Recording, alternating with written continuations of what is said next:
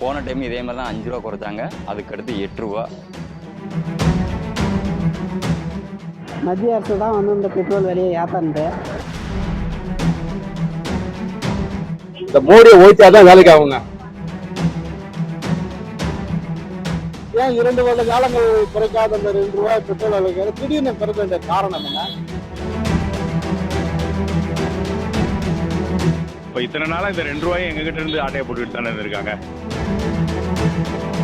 இதே ஒரு 20 ரூபாயோ ஒரு 25 ரூபாயோ குறைச்சோம்னா ஒரு பாமர மக்களுக்கு பெட்ரோல் போறதுக்கு நல்லா இருக்கும். 2 ரூபாயில என்ன பிரயோஜனம் இருக்கு?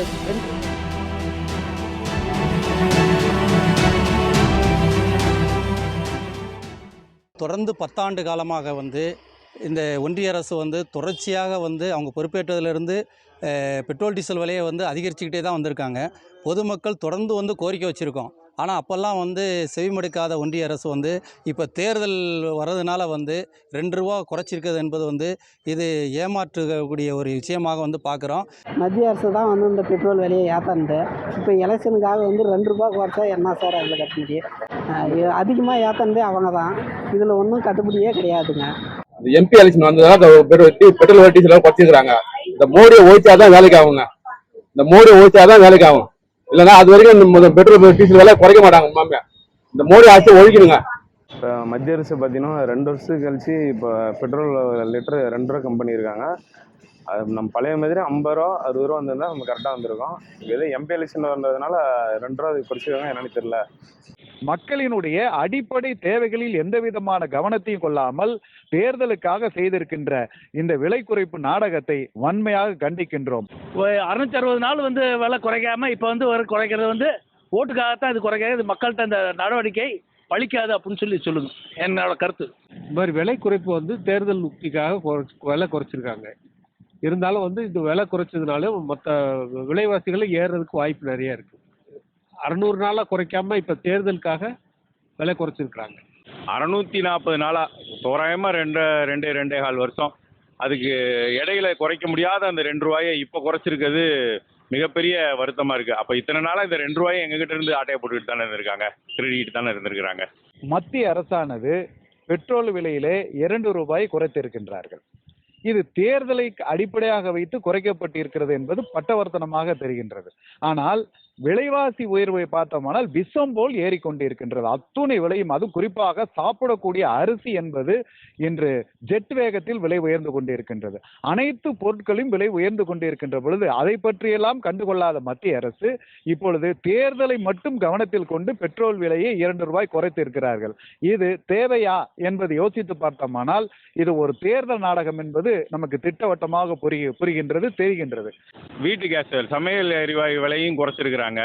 அதுவும் இந்த ஒரு 2 வருஷ காலமா 1 ரூபா கூட குறைக்காத ஒரு நிலையில இப்ப குறைச்சிருக்கிறதுங்கிறது ரொம்ப மக்களை ஏமாற்ற வேலையா தான் நாங்க கருதுறோம். இந்த 2 ரூபா பெட்ரோல் விலை குறைப்புங்கிறது ஒரு அரசியல் நாடகமாலதான் மக்கள் பார்க்கப்படுகிறது. பெரும்பாலும் பாத்தீங்கன்னா இது ரொம்ப நாளா பெட்ரோல் டீசல் குறைக்கணுங்கிறது பல நார்மல் நடுத்தர மக்களோட எதிர்பார்ப்பா இருந்துச்சு.